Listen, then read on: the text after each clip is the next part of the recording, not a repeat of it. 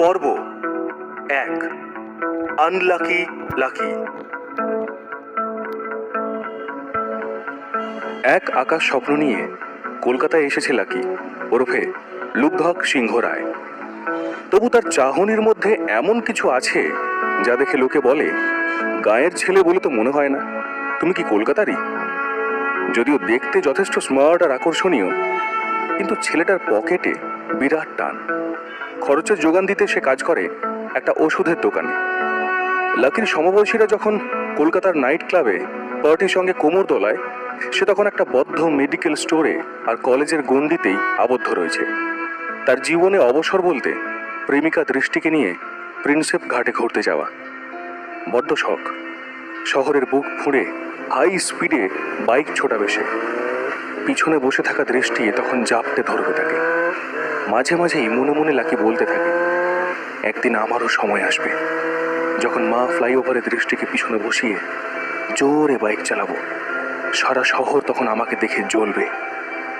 বিড়বিড় করে এই কথা বলতে বলতেই বার্নেল ক্রিমটা হাত দিয়ে টিপে ফেলে সে, আর সেই ক্রিমের ঢাকনা খুলে বেরিয়ে এসে একাকার কাণ্ড ঘটে। প্রচণ্ড রেগে গিয়ে ওষুধের দোকানের মালিক তার মাথায় একটা চাঁটি মারে। পরে কথা, এটা কি করছিস? ওটা কি স্পঞ্জের বল নাকি যে টিপবি? মাথায় হাত দিয়ে কাঁচু মাচু করে বলে ওঠে লাকি, সরি দাদা, আর হবে না। ফ্রি স্কুল স্ট্রিটের এই ওষুধের দোকানেই সে কাজ করে। অনেক দিন ধরেই সে একটা ভালো চাকরির চেষ্টা চালিয়ে যাচ্ছে, কিন্তু শিখেই যেন কিছুতেই ছিঁড়ছে না। দাঁত কিড়মিড় করে দোকান মালিক বললেন, এই বার্নাল ক্রিমটার টাকা কে দেবে? তোর বাবা। এটার দামের ডবল টাকা তোর মাইনে থেকেই কাটা হবে, তাহলে পরের বার এমন কাজ করার আগে দুবার ভাববি। ক্রিমটা লাকির হাত থেকে কেড়ে নিয়ে তার মাথায় আরেকটা চাঁটি মারতে গিয়েও থেমে গেলেন মালিক। আর তখন দোকানের ফোনটা বেজে উঠল। ফোন তুলে নিজের বাঁধা ধরা স্টাইলে লাকি বলে উঠল, হ্যালো, সুশ্রুত মেডিকেল স্টোর থেকে বলছি, বলুন আপনার কি সাহায্য করতে পারি? ফোনের ওপার থেকে উত্তর এলো, গ্র্যান্ড রিজেন্সি হোটেলের রুম নম্বর 303 থেকে বলছি, একটা ছোট অর্ডার আছে, তাড়াতাড়ি পৌঁছে দে। ভেসে এলো একটা ব্যস্ত ভারিক্কি পুরুষ কণ্ঠ। লাকির যেন কোথাও মনে হচ্ছিল এই স্বরটা তার চেনা। 2 প্যাকেট চরম সুখ আর 1 প্যাকেট টিস্যু। চরম সুখের নাম শোনা মাত্রই লাকি যেন তার লজ্জা ধরে রাখতে পারল না। হ্যাঁ, এতদিন ধরে ওষুধের দোকানে কাজ করার পরেও জন্ম নিরোধকের নাম শুনে কেমন যেন লজ্জা পেল সে। লিখেছিস? তাহলে তাড়াতাড়ি বেরিয়ে পড়। ব্যক্তির কড়া নির্দেশ। তার গলার স্বর শুনেই লাকির মনে হলো ইনি খুব বড় লোক। কিন্তু সব কথায় হ্যাঁ হ্যাঁ করতে থাকা লাকি এবারে একটু বেঁকে বসলো। সে বলল, স্যার আমি আপনার অর্ডার পৌঁছে দেব, কিন্তু বাইরে খুব বৃষ্টি পড়ছে, দোকানের সামনে জল জমেছে, বৃষ্টিটা একটু থামলেই আমি বেরোচ্ছি। তোর মালিক জানে যে তুই আগরওয়ালজির ছেলের মুখের উপর কথা বলছিস? জানি বৃষ্টি হচ্ছে তো, একটা ব্যাগে সবকিছু প্যাক করে নিয়ে তাড়াতাড়ি চলে আয়। লাকি কিছু বলতে যাওয়ার আগেই লোকটা ফোন কেটে দেয়। লাকির হাতে কাগজ আর পেন দেখেই দোকান মালিক বুঝতে পারল সে অর্ডার পেয়েছে। সে বলে উঠল, বৃষ্টির অজুহাত দিবি না, এখনই যেতে হবে। অজুহাত দিচ্ছি না, আপনি নিজেই দেখুন না কি জোরে বৃষ্টি পড়ছে। এই অবস্থায় আগরওয়ালজির ছেলে আমাকে কি করে তাড়াতাড়ি জিনিস পৌঁছে দিতে বলছে? আমি সাইকেলটা নিয়ে যাবোই বা কি করে? দোকান মালিক প্রায় চিৎকার করে বলে ওঠেন, কি বললি? আগরওয়ালজির ছেলে? আমার দোকানটা কি বন্ধ করে দিবি নাকি তুই? তুই এখনই আমার মোটর সাইকেলটা নে আর জিনিসটা দিয়ে আয়। এই বলে দোকান মালিক লাকির দিকে বাইকের চাবিটা ছুঁড়ে দিলেন।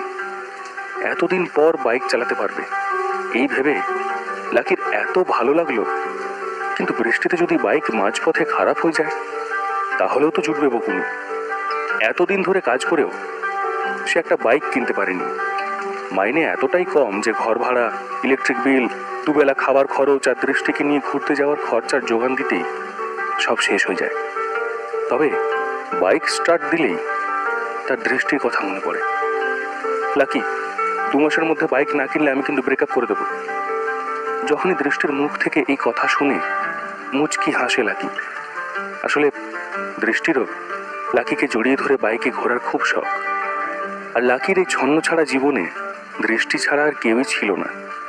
সে খুব ভালো করেই জানতো যে দৃষ্টি তাকে ছেড়ে থাকতে পারবে না, তাই ব্রেকআপের তো প্রশ্নই ওঠে না। শুধু বাইক কেন, দৃষ্টিকে সে প্লেনে করে ঘোরাতে চায়। কিন্তু বাদ সাধ ছিল মাত্র 8,000 টাকার মাস মাইনে। তবে আজ একটা সুবর্ণ সুযোগ আছে। তাড়াতাড়ি ওষুধটা পৌঁছে দিতে পারলেই দৃষ্টিকে মালিকের বাইকে চাপিয়ে ঘুরতে পারবে সে। রাতের বৃষ্টি ভেজা কলকাতা শহরটা দৃষ্টিকে দেখাতে পারবে। দৃষ্টির পিজিতে তাড়াতাড়ি যাওয়ার কথা মাথায় রেখেই হোটেলের সামনে বাইকটা পার্ক করলো সে। সোজা রিসেপশনে গিয়ে বলল, সুশ্রুত মেডিকেল স্টোর থেকে এসেছি। 303 নম্বর রুম থেকে একটা অর্ডার ছিল। রিসেপশনিস্ট লাকির হাতে থাকা কালো ব্যাগ দেখে মৃদু হেসে বলল, 3 তলায়। আর শোনো, রেনকোটটা এখানে খুলে রেখে যাও। ঠিক 5 মিনিট পর 303 নম্বর রুমের কলিং বেল বাজালো লাকি। দরজা খোলার সাথে সাথেই সে ব্যাগটা দিয়ে বলল, সুশ্রুত মেডিকেল স্টোর থেকে এসেছি, আপনার অর্ডার। আর কিছু বলার আগেই যেন তার পায়ের তলার মাটি সরে গেল। চোখের সামনে সে যা দেখল তা যেন বৃষ্টি ভেজা রাতে মাথায় বাজ পড়ার মতোই। তার সামনে দাঁড়িয়েছিল একটি মেয়ে। এলো চুল ভেজা কাঁধের ওপরে ছড়িয়ে যেন তাকে পরীর মতো লাগছে। তার গায়ের মিষ্টি গন্ধ জানান দিচ্ছিল সে সবে স্নান করে এসেছে। আর সেই মেয়ে আর কেউ নয়, তারই গার্লফ্রেন্ড দৃষ্টি। লাকি যেন তার চোখকে বিশ্বাস করতে পারছিল না। একবার চোখটা বুজে ফের খুলল, কিন্তু সামনেই দৃষ্টি দাঁড়িয়েছিল। লাকি আমতা আমতা করে বলল, দৃষ্টি, তুমি তুমি এখানে কি করছো? খুব রাগের সুরে দৃষ্টির পাল্টা জবাব, তুমি কি আমাকে ফলো করতে করতে এখানে এসেছো? দৃষ্টি ভাবতেও পারেনি যে লাকি আজ এখানে আসবে, তাও আবার জন্ম নিরোধকের ডেলিভারি বয় হিসেবে। সকাল থেকে দৃষ্টি লাকির একটাও মেসেজের রিপ্লাই দেয়নি, ফোনে কথা পর্যন্ত বলেনি। ও মনে মনে ভেবেছিল পরের দিন দেখা করে জানাবে যে শরীর ভালো ছিল না। কি হয়েছে বেবি, কার সঙ্গে কথা বলছো? হঠাৎই পিছন থেকে একটা ছেলে এসে দৃষ্টির গা স্পর্শ করে তার পাশে দাঁড়ায়। লাকি তাকে দেখা মাত্র চিনতে পেরেছিল। গর্জন করে লাকি বলে উঠল, রাহুল, তোর সাহস কি করে হয় আমার দৃষ্টিকে স্পর্শ করার? ওর প্রচন্ড ইচ্ছে করছে রাহুলের দাঁতগুলো ঘুষি মেরে ফেলে দিতে। না না, দাঁত নয়, তার থেকে অন্ধ করে দিক রাহুলকে। লাকির দৃষ্টির দিকে যেন আর চোখ তুলে তাকাতে না পারে। এই রাহুলই সেই আগরওয়ালজির সুপুত্র। লাকি, দৃষ্টি এবং রাহুল তিনজনেই এক কলেজে পড়াশোনা করে, যার মালিক রাহুলের বাবা মিস্টার পবন আগরওয়াল। দৃষ্টি আবার রাহুলের বাবার অন্য একটি কোম্পানিতে পার্ট টাইম কাজও করে। বহুদিন ধরেই দৃষ্টির পিছনে পড়েছিল রাহুল। লাকি দৃষ্টিকে বারবার সতর্ক করেছিল রাহুলের থেকে দূরে থাকতে, কিন্তু তার জবাব ছিল সে আর রাহুল স্রেফ বন্ধু, ভালো বন্ধু। বন্ধুত্ব যে এমন জায়গায় পৌঁছে যাবে তা স্বপ্নেও কল্পনা করতে পারেনি লাকি। সে যেই রাহুলের দিকে তেড়ে এগিয়ে যায়, দৃষ্টি তখনই চিৎকার করে ওঠে, থামো, এখনই চলে যাও এখান থেকে, চলে যাও বলছি। দৃষ্টির মুখ থেকে এই কথা শুনে লাকির নিজের কানকে বিশ্বাস হয় না। তার মনে হচ্ছে এ কোন দৃষ্টিকে দেখছে সে। দৃষ্টির আর লাকির কাছে লুকোনোর মতো বাকি কিছুই ছিল না। অপরাধ বোধ থেকেই সে যতটা পারে দুর্ব্যবহার করতে থাকে। সে লাকিকে বলে খুবই অভদ্রভাবে, লাকি, আমি আজ এই মুহূর্ত থেকে তোমার সঙ্গে ব্রেকআপ করছি। ব্রেকআপ? লাকির সব স্বপ্ন যেন নিমেষে ভেঙে যায়। তার চোখ চিকচিক করে ওঠে জলে। নিজেকেও যেন সে বিশ্বাস করতে পারে না। দৃষ্টির দিকে তাকিয়ে সে বলে ওঠে, দৃষ্টি, আমি তোমার সঙ্গে 1 বছর ধরে আছি। তোমাকে নিয়ে ঘুরবো বলে বাইক কেনার জন্য দিন রাত পরিশ্রম করে যাচ্ছি। তুমি বলছো ব্রেকআপ? বাহ বাহ, খুব ভালো। রাগের মাথায় লাকিকে দৃষ্টি গড় গড় করে বলতে থাকে, আরে ছাড়ো তো তোমার বাইক কেনার গল্প। সামান্য ফুচকা খাওয়ানোর ক্ষমতা নেই, তুমি নাকি আবার বাইক কিনবে। আর বাইক যদি কোনোভাবে কিনেও ফেলো, পেট্রোল ভরার টাকা কে দেবে? আমার বাবা। যত সব নাটক। 8,000 টাকা মাইনে পেয়ে মাস চলে না, সে নাকি আবার বাইক কিনবে। তোমার সাথে যখন কোনো মলে যাই, লোকে তখন হাসে। আমি এমন জীবন বাঁচতে চাই না। তোমার মতো অভাবী জীবন চাই না আমি। আমার অনেক স্বপ্ন আছে। তুমি তো আমাকে ফাঁসিয়েছিলে। থ্যাংক গড যে রাহুল আমাকে সেখান থেকে বের করে নিয়ে এসেছে। রাহুল আমার পাশে দাঁড়িয়েছে, তাই এখন থেকে ওই আমার বয়ফ্রেন্ড। দৃষ্টির পিঠে একটা চুমু খেয়ে জিজ্ঞেস করলো রাহুল, আচ্ছা, তাহলে শোনা, তোমার এই মুহূর্তের প্রাক্তন প্রেমিকই কি আমাদের জন্য চরম সুখ নিয়ে এসেছে? How sweet. তারপর লাকির হাত থেকে কালো ব্যাগটা নিয়ে সেখান থেকে চরম সুখের প্যাকেটটা বের করে সেগুলো উপরের দিকে ছড়িয়ে দিল সে। তারপরই দুজনে হাসিতে ফেটে পড়ল। লাকিকে রাহুল বলে উঠল, ভাই, আমি তোর মতো দুর্ভাগা এই দুনিয়ায় আর দেখিনি। লাকি তখন চুপ, অপমানে তার চোখে জল, কিন্তু কোনো উত্তর সে দিতে পারছে না। কত কিছু ভেবে এই মুষলধারে বৃষ্টিতে কাক ভেজা ভিজে তড়িঘড়ি এখানে ডেলিভারি করতে এসেছে। দৃষ্টিকে নিয়ে এসে কত কিছু ভেবেছিল, কিন্তু সে সবই যেন বিষ বাঁ জলে।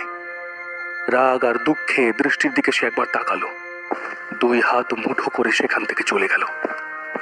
রাহুল বলে উঠল, আরে পয়সাটা তো নিয়ে যা, সবই কি ফ্রিতে দিয়ে যাবি নাকি? কিন্তু সে আর কোনো কথাই শোনার অবস্থায় নেই। কোনো কথাই যেন কানে যাচ্ছে না তার, শুধুমাত্র দৃষ্টির কথাগুলো তার কানে বাজছে। সব যেন প্রতিধ্বনিত হয়ে কিরকম একটা হিজিবিজি শব্দ তার কানে ভাসছিল।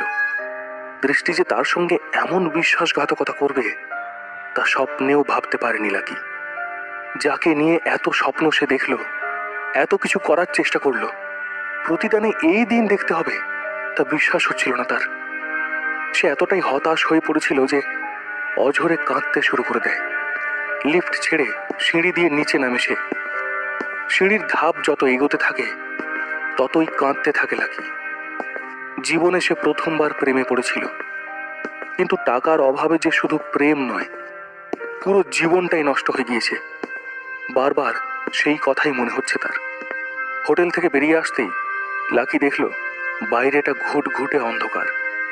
হঠাৎই প্রবলভাবে বিদ্যুৎ চমকে উঠল। তার কিছুক্ষণের মধ্যেই আবারও মুষলধারে বৃষ্টি নামল। তবুও সেই বিদ্যুৎ চমকানি যেন তার জীবনে কোথাও একটা আশার আলো বলে মনে হচ্ছিল। মন তার ভেঙে চুরমার হয়ে গিয়েছে ঠিকই, কিন্তু দৃষ্টির স্বরূপ তো আজ সে দেখতে পেল।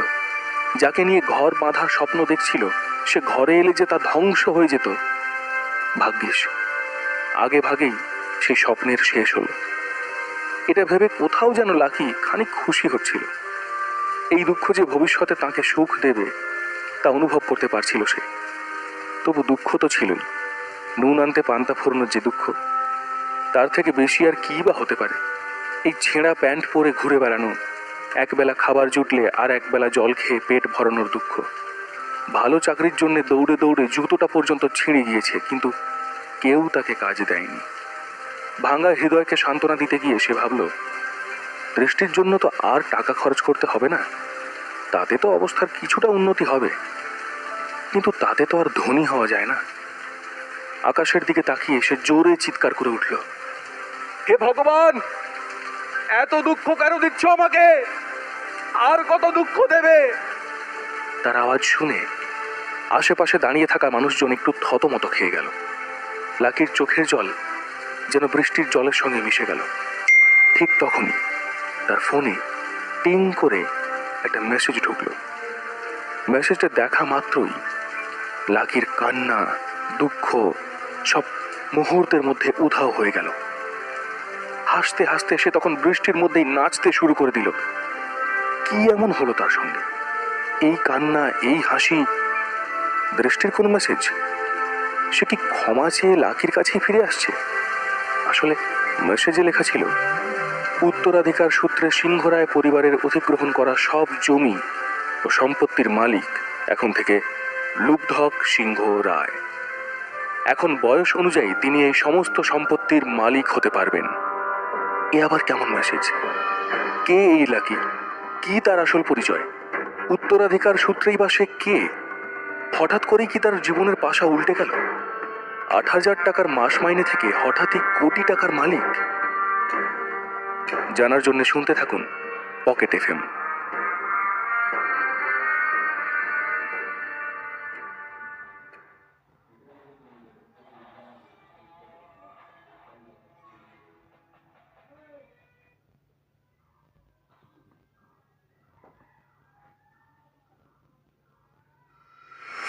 পর্ব ২, লাকির অ্যাকাউন্ট।